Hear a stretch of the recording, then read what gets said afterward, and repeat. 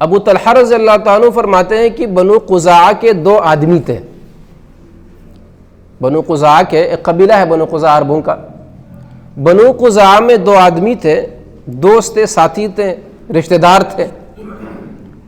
قتل احدہما فی سبیل اللہ، ان دونوں میں ایک اللہ کے راستے میں شہید ہوا، قتل کر دیا گیا. بہت بڑا عمل، عظیم عمل. والآخر مات بعدہ، اور دوسرا جو تھا وہ اس کے بعد 6 سال بعد اپنے بستر پر فوت ہوا. 2 بھائی ہیں، دوست ہے، رشتہ دار ہے. ایک اللہ کے راستے میں شہید ہوتا ہے میدان جہاد میں، اور دوسرا 6 سال کے بعد اپنے بستر پر فوت ہوا. ابو طلحہ فرماتے ہیں کہ رات کو میں نے خواب دیکھا، فتحت باب الجنہ، خواب میں جنت کا دروازہ کھول دیا گیا، جنت کا دروازہ کھول دیا گیا. میں یہ دیکھ رہا ہوں کہ جو شخص اپنے بستر پر فوت ہوا ہے وہ جنت میں پہلے داخل ہو رہا ہے، اور جو اللہ کے راستے میں شہید ہوا ہے وہ بعد میں داخل ہو رہا. فتعجبت، میں نے تعجب کیا کہ ایک عجیب سی بات ہے یہ. ایک شخص اللہ کے راستے میں اپنے آپ قربان کر دے، اپنے سر کا نذرانہ پیش کر دے، اور ایک شخص اپنے بستر پر فوت ہو جائے. یہ کیسے ممکن ہے کہ جو بستر پر فوت ہو جائے وہ جنت میں پہلے داخل ہو جائے؟ صحابہ کرام کا ذہن یہ بنا ہوا تھا کہ جہاد افضل عمل ہے، شہادت افضل عمل ہے، بہترین مرتبہ ہے. اللہ کے رسول صلی اللہ علیہ وسلم کے ساتھ مجھ سے رہا نہ گیا. اللہ کے رسول صلی اللہ علیہ وسلم کے سامنے میں نے تذکرہ کیا کہ اللہ کے رسول یہ اس طرح کی بات ہوئی ہے، رات کو اس طرح کا میں نے خواب دیکھا ہے. نبی کریم صلی اللہ علیہ وسلم نے فرمایا، اے ابو طلحہ آپ کیوں تعجب کرتے ہو؟ اس میں تعجب کی کیا بات ہے؟ الیس قد صام بعدہ رمضان، کیا اس شخص نے اس کے بعد رمضان کے روزے نہیں رکھے؟ 6 سالوں میں 6 رمضان آئے ہیں، کیا اس نے رمضان کے روزے نہیں رکھے اس کے بعد؟ وصلی 6000 رکعۃ، اور اس کے بعد 6000 رکعت نفل نماز پڑھی ہے اس نے، فرض نماز پڑھی ہے، فرض نماز. وکذا وکذا سنہ، اور اتنی سنتے پڑھی ہے اس نے، سنتے نوافل ادا کی ہیں، اشراق اور تہجد کی نماز اور تراویح پڑھی ہوں گی، تہجد کی نماز. آپ کو کیوں تعجب ہو رہا ہے؟ کوئی مسئلہ نہیں، یہ ٹھیک خواب دیکھا ہے آپ نے. یہاں ایک اشکال کا ازالہ میں کر دوں. اشکال اب بھی اپنی جگہ پر باقی ہے. ایک شخص شہید ہو جاتا ہے، انتہائی بڑا عمل ہے یہ، اور ایک شخص بعد میں فوت ہوا. آپ یہاں یہ بات ذہن نشین رکھیں کہ قیامت میں اللہ رب العالمین جو اہل ایمان ہے، اللہ کے نیک بندے ہیں، ان کو بدلہ دینے کے 2 کیٹیگری، 2 مرتبے ہوتے ہیں. بعض لوگ ایسے ہوں گے کہ جنہیں اللہ رب العالمین بڑے بڑے درجات دیں گے، بڑے بڑے ثواب دے دیں گے، انتہائی زیادہ ثواب دے دیں گے. اور بعض لوگ ایسے ہوں گے کہ جنہیں اللہ سبحانہ و تعالی مقرب بنائیں گے، اپنے قریب بنائیں گے.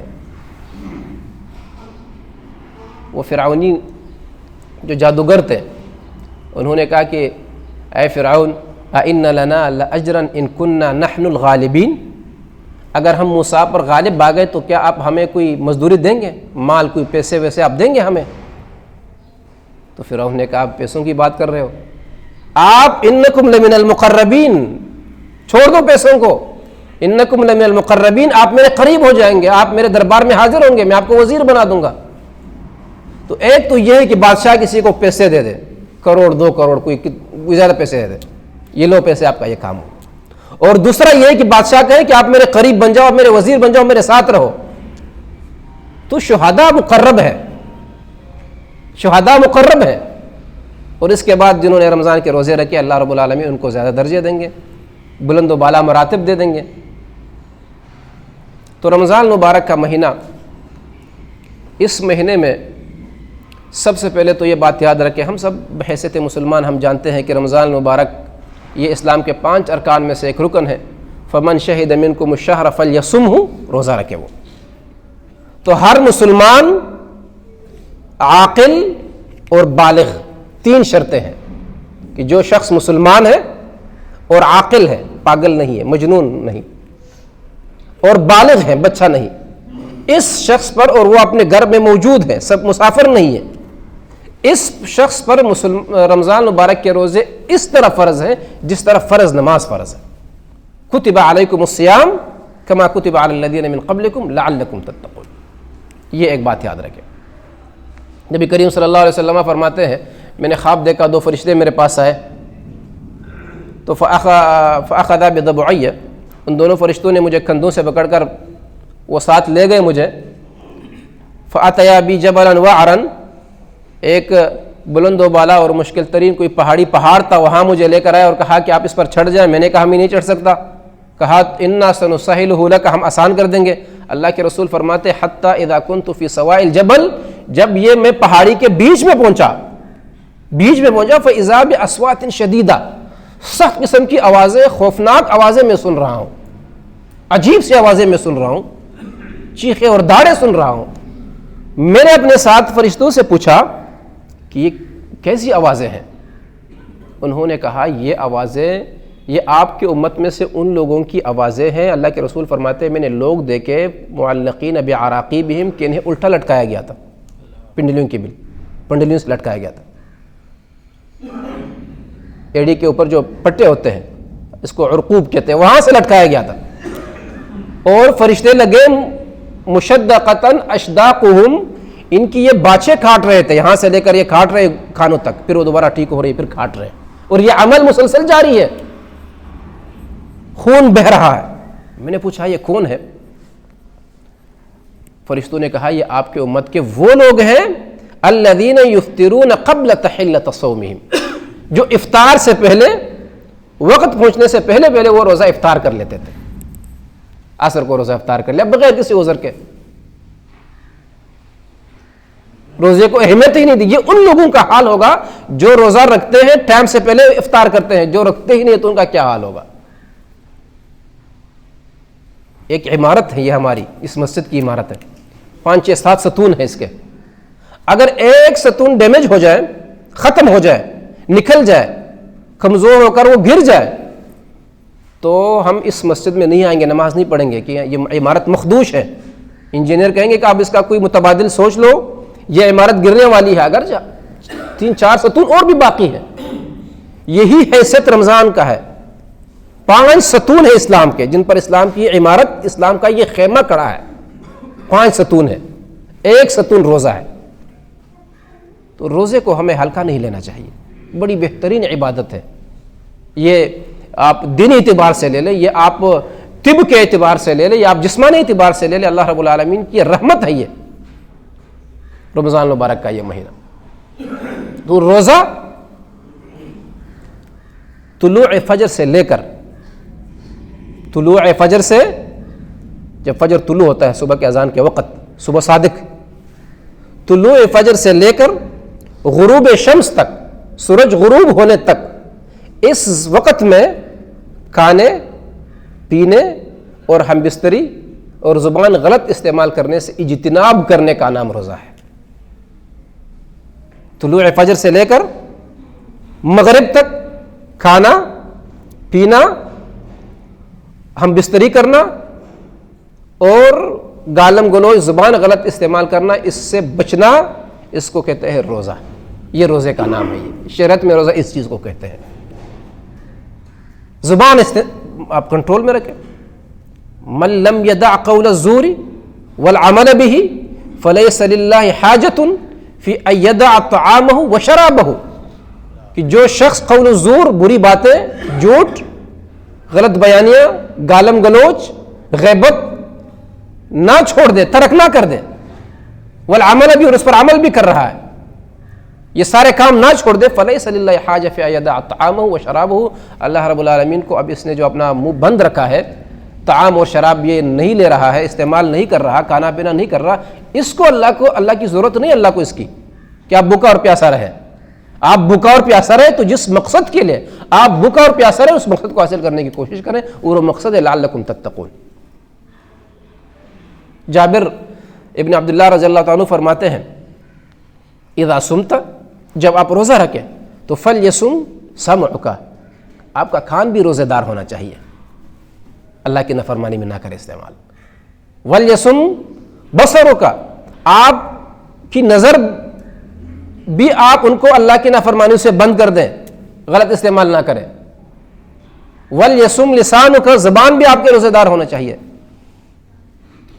فرماتے ہیں وعلیک السکینۃ والوقار، یہ بڑی بہترین بات کی ہے جابر بن عبداللہ نے، آپ پر سکینت اور وقار دکھنا چاہیے، سکینت اور وقار دکھنا چاہیے۔ ہمارے ہاں کیا ہوتا ہے، وہ گھر والی بیچارے بیوی بچوں کو چپ کر رہی ہوتی ہے کہ بھائی ابو کا روزہ ہے، اور ابو اللہ معاف کرے خوف کی ایک علامت بن چکے ہوتے ہیں، اگر بچے وہاں چیختے تو یہاں سے ابو گالی دینا شروع کر دیتے ہیں، اور پورے گھر میں ایک ایمرجنسی نافذ ہوتی ہے، اور خاص طور پر عصر کے بعد سے لے کر مغرب تک، کہ ابو کا روزہ ہے، بھائی چپ رہو، خاموش رہو، ابو کا روزہ ہے۔ کیا ہوا روزہ ہے؟ تو یہ روزہ آپ نہ اپنے لیے مصیبت بنائے نہ دوسروں کے لیے مصیبت بنائے۔ وعلیک السکینۃ والوقار، آپ پر وقار اور سکینت طاری ہونا چاہیے۔ اگر آپ کو بہت بڑا مسئلہ ہے، بہت بڑی تکلیف ہے، تو آپ مسجد میں آ کر عصر کے بعد مغرب تک آپ مسجد میں رہیں، اللہ کی بندگی کریں، تلاوت کریں، ذکر اذکار کریں۔ کچھ بھی نہیں کر سکتے تو آپ مسجد میں بیٹھ جائیں، مسجد میں آپ کا بیٹھنا ہی عبادت ہے۔ تو یہ اپنے روزے کو ہمیں مصیبت نہیں بنانا چاہیے کہ گھر والوں کے لیے وہ بچے بیچارے وہ خاموش کر رہی ہوتی ہیں کہ ابو کا روزہ ہے، اور ابو ایک عجیب سے خوف کی علامت بن گئے ہوتے ہیں۔ تو اس سے بچنا چاہیے۔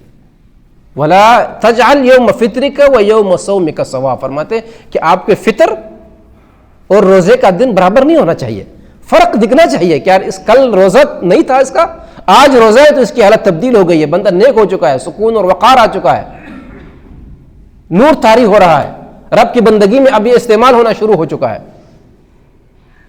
ہمارے ہاں مسئلہ یہ ہوتا ہے، ہم ایک آپ کوتاہی کہہ لیں آپ، کہ رمضان مبارک کے شروع ایام میں ہم بڑے تیز ہوتے ہیں، جذبے میں ہوتے ہیں، مسجدیں بھر جاتی ہیں ہماری، اور جیسے جیسے رمضان مبارک کا روزہ ختم ہوتا چلا جاتا ہے، مسجدیں ہماری ایسی ویران ہو جاتی ہیں، اور لوگ تراویح میں آنا ختم کر دیتے ہیں، چھوڑ دیتے ہیں۔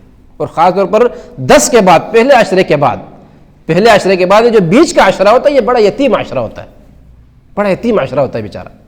حالانکہ اس طرح نہیں ہونا چاہیے۔ اللہ کے رسول صلی اللہ علیہ وسلم کا اور صحابہ کرام کا اور دین اسلام اور شریعت مطہرہ ہمیں یہ نہیں بتاتا کہ جتنے ایام گزرتے جائے اتنی آپ کی عبادت میں تیزی آنی چاہیے۔ یہاں اس کا برعکس ہو جاتا ہے، معاملہ الٹا ہو جاتا ہے۔ تو یہ بڑا ایک اہم ترین مہینہ ہے، اس کے روزے فرض ہے، اس سے چند لوگ مستثنا ہیں رمضان مبارک کے روزے سے۔ فمن کان منکم مریضا او علی سفر، مریض یا مسافر۔ مریض سے مراد یہاں پر مریض، آگے میں ذکر کر لوں گا کہ مریضوں کی 2 قسمیں ہوتی ہیں۔ یہاں پر مریض سے مراد وہ مریض ہے جو رمضان مبارک میں اچانک مریض ہوا، ٹھیک ہونے کی امید ہے، ٹھیک ہو جائے گا، اچانک اس کو موشن لگ گئے مثلا، یا بخار اتنا زیادہ آ گیا کہ ڈاکٹر نے کہا کہ اب اسے روزہ توڑنا پڑے گا، افطار کرنا پڑے گا۔ یہ مریض یا مسافر اپنے گھر سے باہر جا چکا ہے، مسافر ہے، سفر پر ہے۔ شریعت نے، قرآن اور حدیث نے ان دونوں کو رخصت دی کہ اگر آپ روزے نہیں رکھ سکتے ہیں تو نہ رکھ لیں، اگر آپ رکھ سکتے ہیں تو جائز ہے، لیکن اگر آپ نہیں رکھ سکتے ہیں تو آپ روزہ نہ رکھیں۔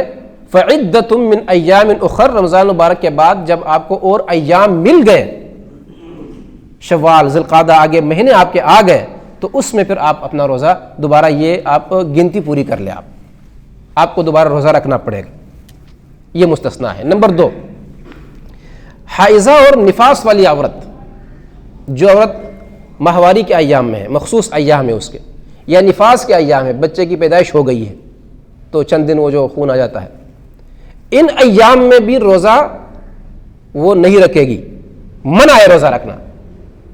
شریعت نے، اللہ کے رسول نے روزہ رکھنا منع کر دیا ہے، نہ روزہ رکھے گی اور نہ نماز پڑھے گی۔ ہاں، نماز کی قضائی نہیں ہے، روزے کی بعد میں قضا لائے گی، یہ بات آپ سمجھنے کی کوشش کریں۔ نماز کی قضائی نہیں، اس کے بعد دوبارہ روزے کی وہ قضا لائے گی۔ 2، نمبر 3، مرضعہ اور حاملہ، یعنی وہ خاتون جو بچے والی ہے، امید سے ہے۔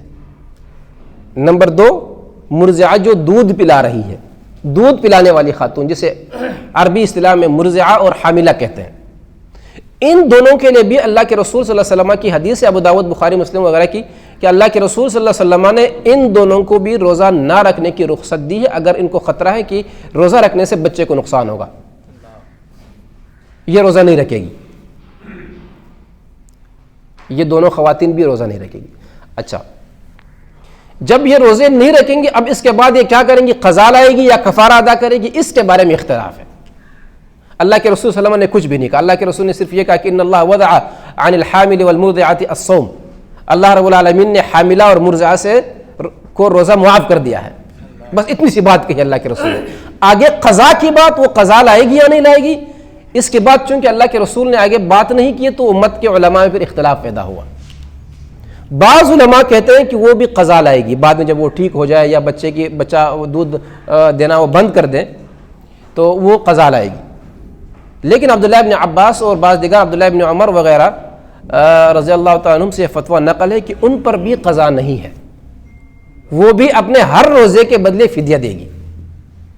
تو ان کے بارے میں دونوں جس کو جو بات پسند آ جائے اس پر وہ عمل کر لے، لیکن راجح ہمیں یہی سمجھ آ رہا ہے کہ وہ روزہ اگر اس کو روزے کا ٹائم مل جاتا ہے اور وہ بعد میں روزہ آسانی سے رکھ سکتی ہے تو وہ روزہ رکھ لے، لیکن اگر وہ روزہ نہیں رکھ سکتی ہے، صرف فدیہ دینا چاہتی ہے تو وہ ایک روزے کے بدلے فدیہ دے دے۔ فدیہ کی آگے ہم بات کریں گے، یہ فدیہ دے گی۔ نمبر 4، جو روزے سے مستثنا ہے جنہیں اللہ رب العالمین نے روزے معاف کر دیے ہیں، الشیخ الکبیر والمریض المدمن، شیخ کبیر ہے، انتہائی زیادہ بوڑھا آدمی، شیخ کبیر سے مراد بوڑھا آدمی، انتہائی زیادہ بوڑھا آدمی کہ وہ روزہ نہیں رکھ سکتا، اگر وہ روزہ رکھ لے تو اس سے اس کو غشی طاری ہو جائے یا وہ گر جائے، بیمار ہو جائے، ہوتے ہیں اس طرح۔ ایک یہ، اور دوسرا والمریض المدمن، وہ شخص جو ہمیشہ کسی ایسی بیماری میں مبتلا ہے کہ لا یرجا برؤہ، کہ جس کی ٹھیک ہونے کی امید نہیں ہوتی ہے، مثلا اس کو ڈائلیسس ہو رہے ہیں، گردے فیل ہو گئے، یا شوگر کو اتنی زیادہ ہو گئی ہے، بلڈ پریشر کا کوئی اتنا بڑا مسئلہ آ گیا ہے کہ وہ ہمیشہ ہی لگا رہا اس کو وہ مسئلہ، شوگر بڑھ گئی یا کوئی اور ایسی بیماری، گردوں کی بیماری کہ جو اب ٹھیک ہونے کی امید نہیں ہے۔ اگر ٹھیک ہونے کی امید تو یہ روزہ رکھے گا ضرور، لیکن ایسی بیماری کہ وہ اب اسے ٹھیک ہونے کی امید نہیں ہے، بوڑھا ہے، بوڑھی خاتون ہے، روزے نہیں رکھ سکتی ہے، تو شریعت نے ان کو، قرآن اور حدیث نے ان کو بھی روزہ رکھنے کی چھوٹ دی ہے کہ وہ روزہ نہ رکھیں، لیکن یہ ایک روزے کے بدلے فدیہ دے گی۔ اب فدیہ کی بات سن لیں۔ فدیہ ایک روزے کے بدلے ایک مسکین کو ایک وقت کا کھانا کھلانا ہے، رقم بھی دی جا سکتی ہے۔ ایک مسکین کو ایک روزے کے بدلے ایک وقت کا کھانا دیا جا سکتا ہے، کھانا دیا جائے گا، وہ کھانا جو درمیانہ جو ہم کھاتے ہیں عام طور پر، نہ کوئی کوئی بندہ زیادہ اگر کر سکتا ہے تو ٹھیک ہے، اچھی بات ہے، کوئی اچھا کھانا کھلائے، لیکن عام طور پر جو اوسطاً ہم کھانا کھاتے ہیں گھروں میں، ایک مسکین کو ایک وقت کا کھانا ایک روزے کے بدلے کھلائے گا۔ یہ جو 4 ہے، بوڑھا یا وہ بوڑھی عورت جو ہمیشہ مریض ہے، اور وہ حاملہ اور مرضعہ، دودھ پلانے والی، اور وہ بچے والی خاتون، ایک مسکین کو ایک وقت کا کھانا وہ ایک روزے کے بدلے کھلائیں گے۔ اور انس بن مالک رضی اللہ تعالیٰ عنہ جب عمر زیادہ ہو گئی، بوڑھے ہو گئے، تو وہ روزہ اب رکھنے کے قابل نہیں رہے، روزہ نہیں رکھ سکتے تھے وہ، یہ بخاری شریف میں موجود ہے۔ تو وہ گوشت بنا کے، تو اس میں وہ روٹی ڈبو کے سرید بنا کے، سرید، تو وہ سرید بنا کے گوشت اس میں ڈال کر تو وہ 30 مسکینوں کو بلاتے تھے اور یکجا ہو کے کھلا دیتے تھے۔ 30 روزوں کا فدیہ ہو گیا، کفارہ ہو گیا۔ اس طرح بھی جائز ہے، یعنی اگر کوئی ایسا شخص ہے کہ وہ بیمار ہے، ہمیشہ اس کو ڈائلیسس یا کوئی اس طرح کی بیماری جو ابھی ٹھیک ہونے کی امید نہیں ہے، یا بوڑھا ہے بہت زیادہ جو روزے نہیں رکھ سکتا، بالکل نہیں رکھ سکتا روزے، تو ان کے لیے یہ جائز ہے کہ وہ کل پرسوں جب روزہ شروع ہو جائے تو کل پرسوں ہی 30 بندوں کو کھانا کھلائے، یا آخر میں کھلائے یا بیچ میں کھلائے۔ اس کی گنجائش شریعت میں موجود ہے، علماء کے اور اس بارے میں فتاوی وغیرہ یہ موجود ہے۔ تو باقی رمضان مبارک کا اہم ترین مقصد وہ یہ ہے لعلکم تتقون، کہ لوگوں تقوی حاصل کرنے کی کوشش کرو، بس پرہیزگاری کی کوشش کرو، اللہ کے مسجدوں کو آباد کرنے کی ایک کوشش کرو، شاپنگ ہالوں کو نہ آباد کرو۔ ابھی سے شاپنگ ہال جو ہے چراغان ہونا شروع ہو گئے ہیں، لائٹیں لگنی شروع ہو گئی ہیں، رات سے کل پرسوں آگے دیکھتے جائیں روڈ بند ہو جائیں گے، روڈ جام ہوتے چلے جائیں گے۔ رمضان مبارک کے ایام میں لوگ خریداری میں مصروف رہیں گے اور یہ قیمتی ترین ایام لوگ ضائع کر لیں گے، یہ ایام ضائع کر لیں گے۔ تو رمضان مبارک میں جو کرنے کے کام ہوتے ہیں وہ تو ساری بندگی کر لیں آپ۔ سب سے زیادہ اہم ترین کام روزہ ہے، الحمدللہ ہم سب رکھتے ہیں۔ اس کے بعد قیام اللیل ہے روزہ رمضان مبارک میں، جو کہ رمضان مبارک کی ایک خصوصی عبادت ہے۔ قیام اللیل، رات کا قیام، قیام اللیل اس کو بھی کہا جا سکتا ہے، اس کو تہجد کی نماز بھی آپ کہہ سکتے ہیں، اس کو آپ وطر بھی کہہ سکتے ہیں، اور اس کو آپ تراویح بھی کہہ سکتے ہیں۔ تراویح 4 نام 5-6 نام ہے، وہ نماز ایک ہی نماز ہے۔ تو قیام اللیل کی پابندی کریں۔ من قام رمضان ایمانا و احتسابا غفر له ما تقدم من ذنبه، ایمان کی حالت میں اور احتساب کی حالت میں اجر کی امید رکھتے ہوئے جس شخص نے رمضان مبارک کا قیام کیا، سابقہ سارے گناہ معاف کر دیے جائیں گے۔ تو ایمان کی حالت میں بعض علماء فرماتے ہیں، انہوں نے یہاں اس حدیث سے ایک نقطہ نکالا ہے کہ اللہ کے رسول فرماتے ہیں کہ جس شخص نے رمضان مبارک کے روزے رکھے ایمان کی حالت میں، جس شخص نے رمضان مبارک کا قیام کیا ایمان کی حالت میں، وہ فرماتے ہیں کہ ان دونوں احادیث سے یہ بات معلوم ہوتی ہے کہ رمضان مبارک کے روزے آنے سے پہلے بندے کو اپنا ایمان مضبوط کرنا چاہیے۔ سب سے پہلے بندے کو صحیح ٹھیک ٹھاک مومن ہونا چاہیے، تب جا کے وہ رمضان مبارک کے ثمرات اور رمضان مبارک کے فوائد وہ سمیٹ سکتا ہے، رمضان مبارک سے وہ مستفید ہو سکتا ہے۔ تو خاص طور پر رمضان مبارک میں قیام اللیل کے بعد نفقہ، خرچہ اللہ کے راستے میں دینا، اللہ کے راستے میں۔ اللہ کے رسول صلی اللہ علیہ وسلم تو انتہائی سخی انسان تھے، لیکن جب رمضان مبارک کا مہینہ آ جاتا اللہ کے رسول صلی اللہ علیہ وسلم اس کھلی ہوا سے بھی ذرا سخی بن جاتے تھے۔